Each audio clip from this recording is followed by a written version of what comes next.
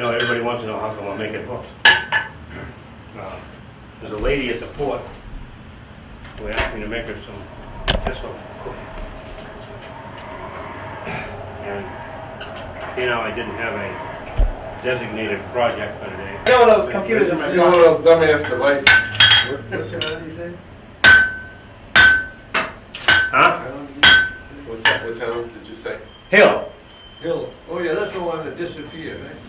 Well, they moved the town to facilitate Just before it got flooded? after the flood. They moved it on. When the Army Corps of Engineers built the dams on the Pemi, Merrimack, all the rivers, after the 36 and 38 hurricanes, a lot of these small towns were absorbed. So Hill, they moved up the hill from the river, from the floodplain up. Made a bedroom community which never really panned out to what they thought it was going to.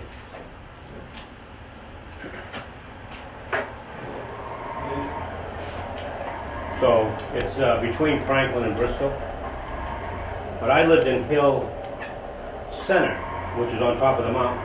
So I was at 1,500 to 1,600 feet elevation. Well, I thought you were talking about the one up in the Quabbin Reservoir. That's a different hill, huh? Different town. Yeah, that's a different town, yeah. That's Quabbin. And I don't think Quabbin took Hill. I think Hill's still there.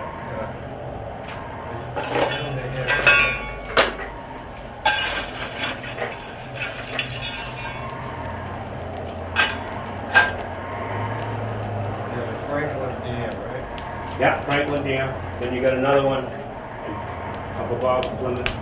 I think it's Plymouth. Are you gonna twist it now, or? No, Okay. I gotta figure out how long I want it, and I then just cut didn't it, want and to, then wait. do the other end, and I'm gonna make this one a little bit shorter. I will go there. Then I can make a better mark. Now I can heat it up with 2 cuts in it. How did you get from the machine shop to the blacksmith? Well, machine shop went chapter 11, Yeah. and I went to work at Fort Number 4. Oh, that's right. I always liked blacksmith, and I had a little blacksmith shop underneath a blue top in Londonderry. So did you learn blacksmithing from your grandfather? I mean, did you start as a kid doing a little bit of that? I made my first piece in 1965 at Essex Aggie. Or- My second piece in 1966 with Fred Chase at Essex Aggie. My third piece in 1986. Because it is a big gap. But the VA had me listed as homeless because the fort is not a year-round fort. It closes in October, and I lived there for 3 years.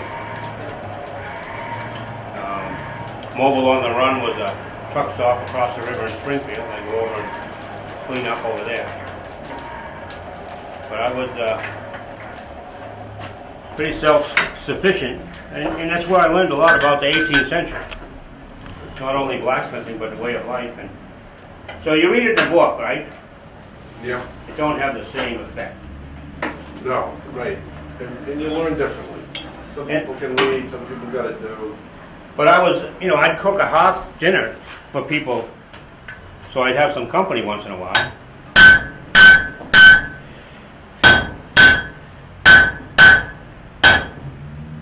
So to do a roast pork loin over the fire, which is one of my favorite things to do because it doesn't take any effort at all.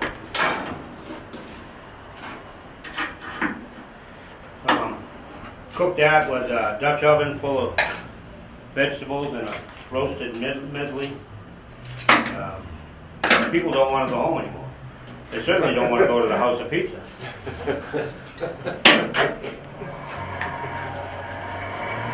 So when I talk about the 18th century, I have a better perspective in my mind than some of these people that are writing books about the 18th century. Because their research comes from the written publications of somebody else's research. My research comes from doing it. And so, yep. I walked from Fort Number 4 to Crown Point because John Stark did that. When they asked me to portray John Stark, I wanted to know what it was like to walk from Charlestown, New Hampshire to Crown Point, New York, which today is 100 miles. Stark writes in his journal, it's 84 miles, no hills, no swamps across the state of Vermont. I don't know what bus he was on.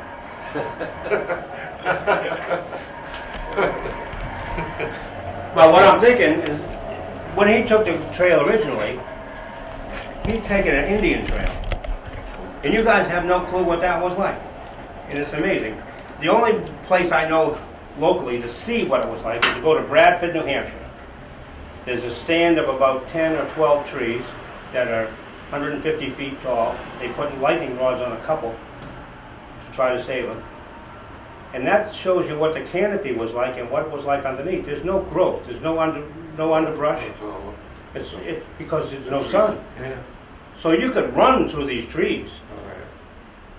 And the trees are, you know, they're half as big as this room, quarter anyway. I tell all the kids that come on field trips to the fort that they need to go over there. It's a great photo op that won't be there forever. It was left in 1951 by the lumber company that owned it.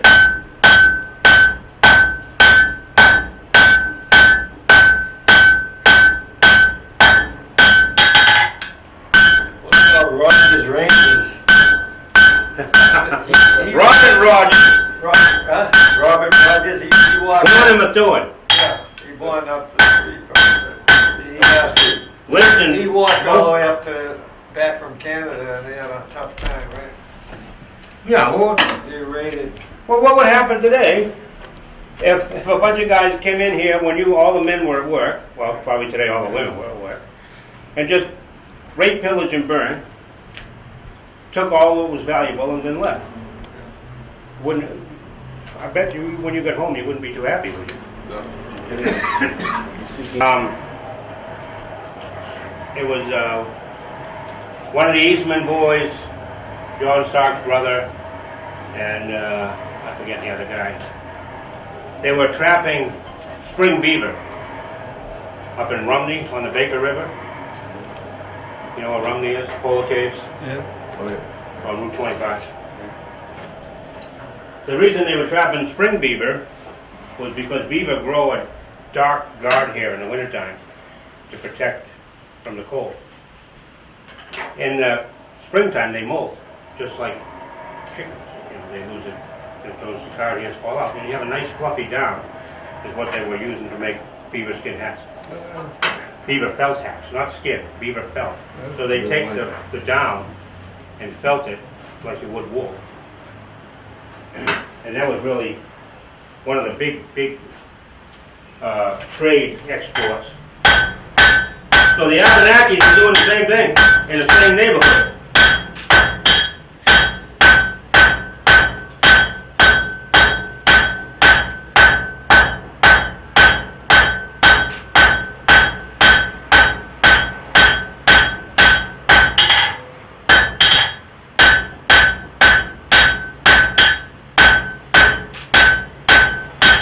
Getting cold now. The Abenakis are from Canada? Yeah, well, St. Francis was in Canada.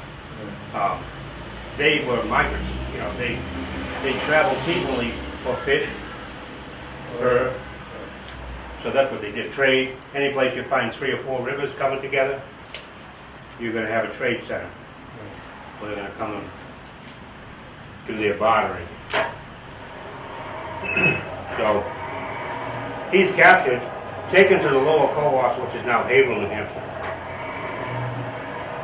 until they're done with their trapping, because that's their main job. Then they take them up there, make them run the gauntlet. You know what the gauntlet is, right? Yeah.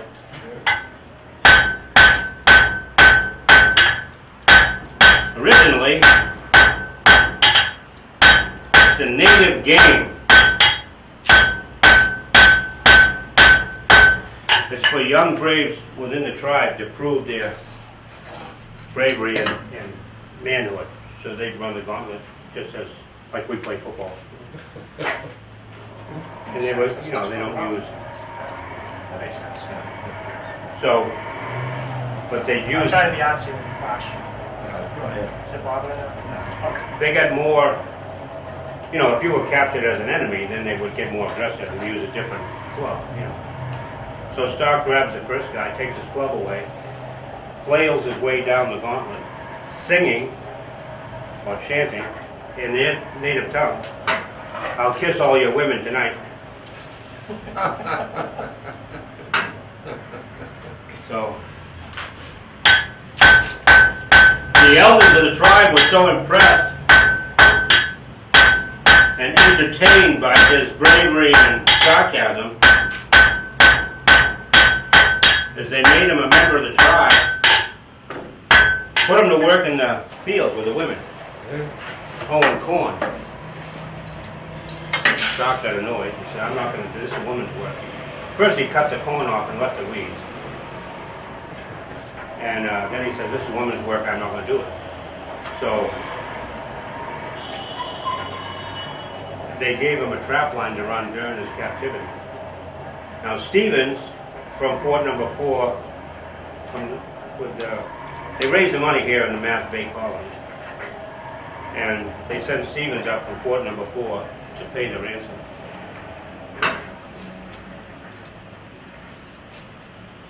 So then Starr comes back, and in order to repay the ransom, he did some map running with Robert Rogers. From Dunbarton, that's where Rogers ended up living,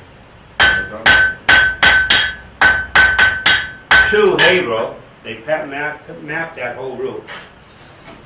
And then, while they were on that expedition, Rogers kills 2 natives and scalps them. And Stark said, "You're going to start a war." And this is just before the French-Indian War starts. And he says, "War's inevitable, don't worry about it."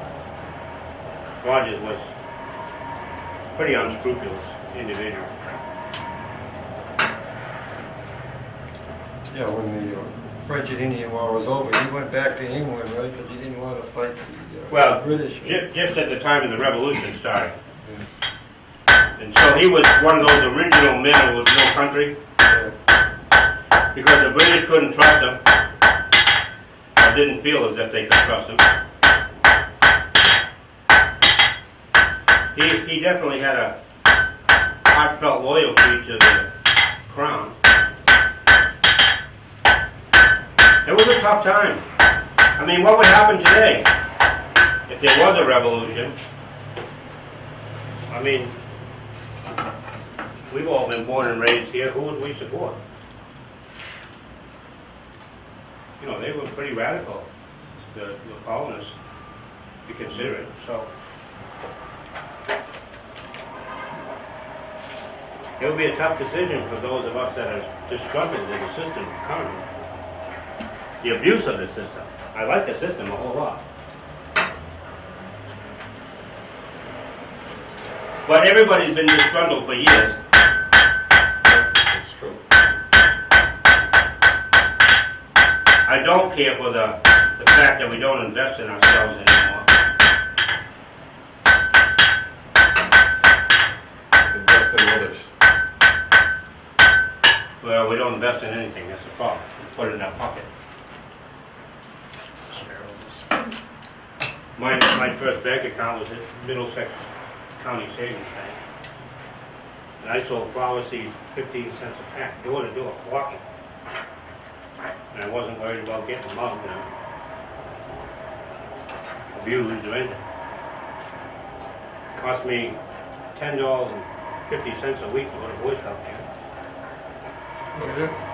And I got 7.5% interest on my passbook account, and my parents were paying 3% interest on a mortgage. Did you go to Camp Onway? Is that what you're talking about? No, I went to Wataka, Oh. up in Northwood Narrows, because I was in Wamasett. Camp Onaway, that's over on Raymond. Raymond, New Hampshire. New Hampshire. Onaway? Yeah. Well, the Onaway now is where Obama sent his kids over in Hebron on Newfound Lake. Oh, yeah. That's a Well, project. they sold the camp. Boy Scouts sold Camp Onway, the whole property. Got a camper range there, Bridge.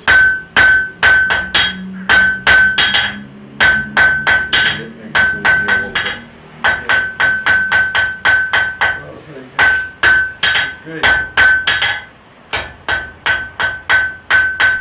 That's how I first got interested in the fort. My dad was a rock hound, county commissioner, district commissioner with the Boy Scouts. So we'd go rock hunting right where I'm living now. Gilsum, Westmoreland, a lot of rocks and minerals over there.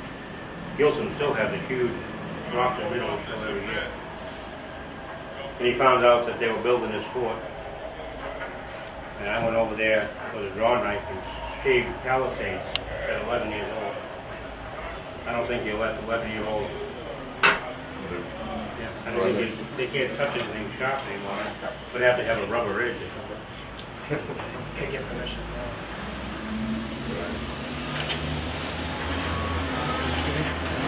Richard, good talking to you. Thank you, we're going. You're going? Yeah, you Am I can't. gonna see you at the fort tomorrow? No, I got What? No, that's a long way. grandkids tomorrow. Okay. Well, that'd be a good place to take them. Yeah. Richard, thank you. You're welcome. Thank you. This time, I guess.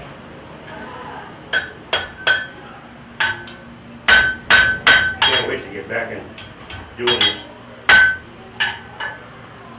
I had the riggers bring this stuff over yesterday. It was a move from, supposed to be the move from Hill, but I think it has a different vowel in it. The forklift broke.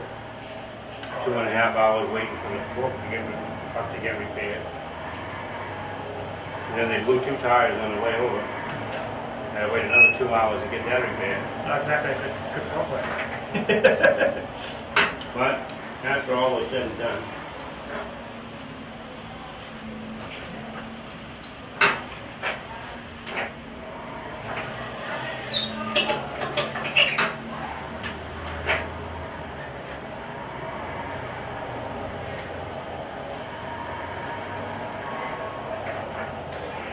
oh goodness.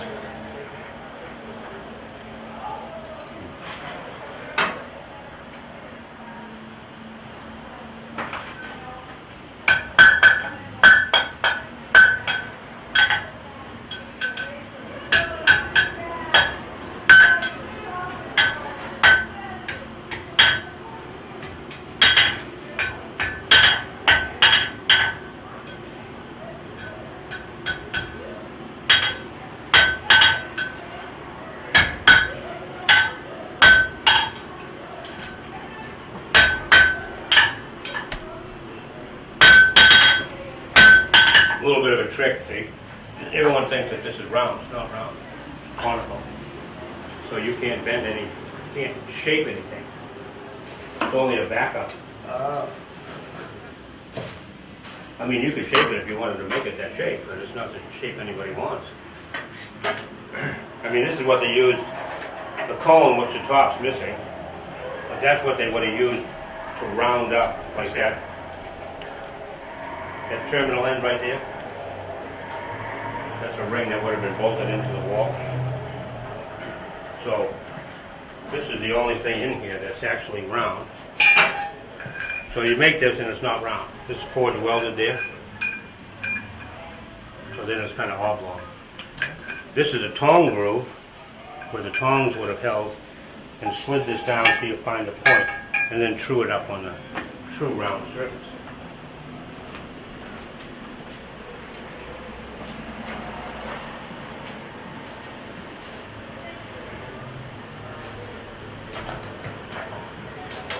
And I am going to take this over and try to twist it. I emphasize try.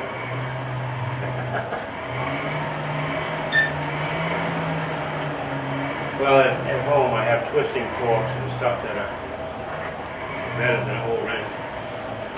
Nothing wrong with the old wrench, but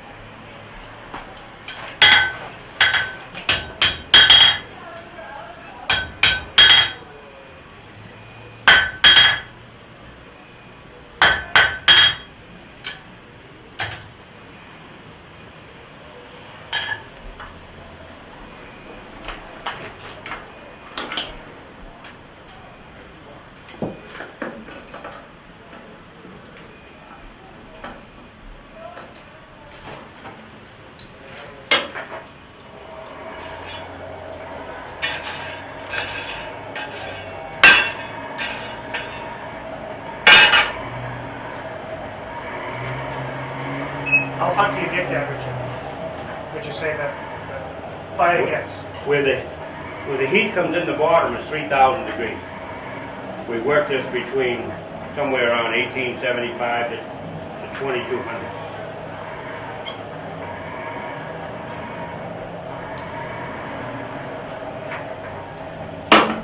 Right now, I don't want to be that hot because I just want to change his offset a little bit. I'm happy with everything else. I'm going to let it cool by itself.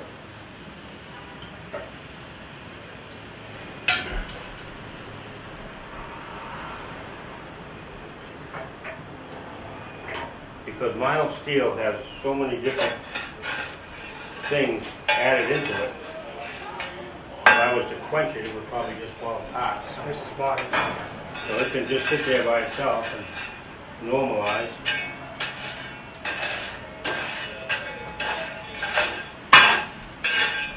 I don't know. What else do I remember how to make?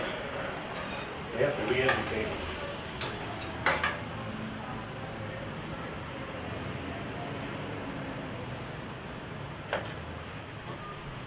What I'm going to do is pull off the end I'm going to hold.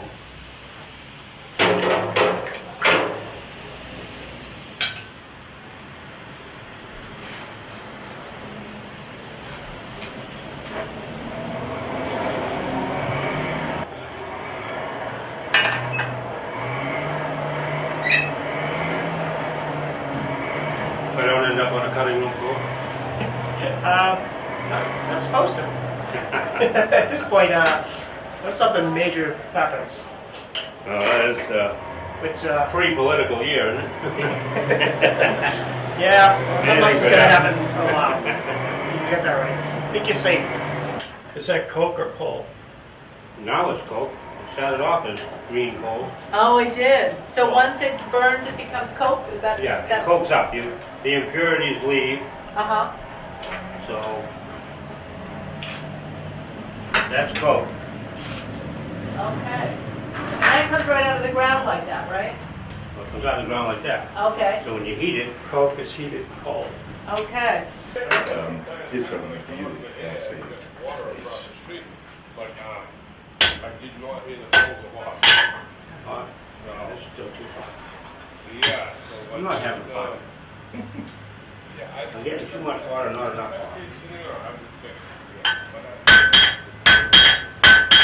Let's see what happens. I have to do some more rework on the Ford again this year, I guess. That's an old one, isn't it? This Cast one? iron? Yeah, this one here was typical downdraft. Originally didn't have this. It had a hood that cantilevered over the fire and would draw down and out. It's a better draw system rather than drawing up. Yeah. Because when you have an updraft, it draws all the fumes and dust right past the guy running it. When you have a downdraft, it's taking it down. Most of the locomotives, or cabooses rather, would have a blacksmith in them. Would they? Yeah, and in that was a downdraft that the natural momentum of traveling the tracks Yeah, would would blow draw it the out. smoke right out. Yeah, that's interesting. Yeah, we reinvented the wheel 4 or 5 times. Funny how that goes. This is an experiment.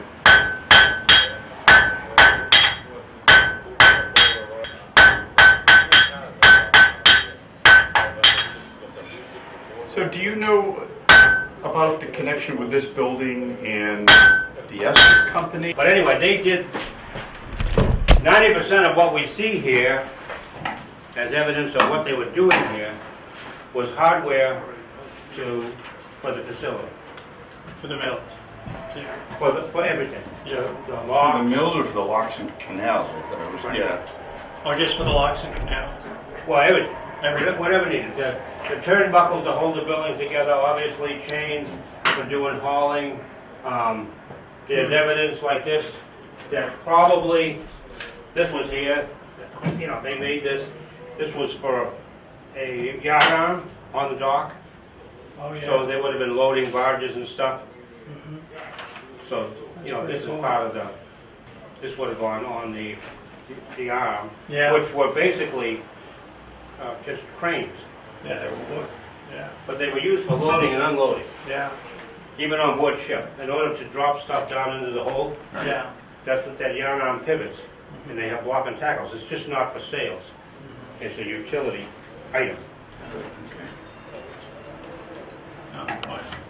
So this would have been their main support. And to think, everybody thinks, according to Longfellow, we had one chestnut tree and one blacksmith in town.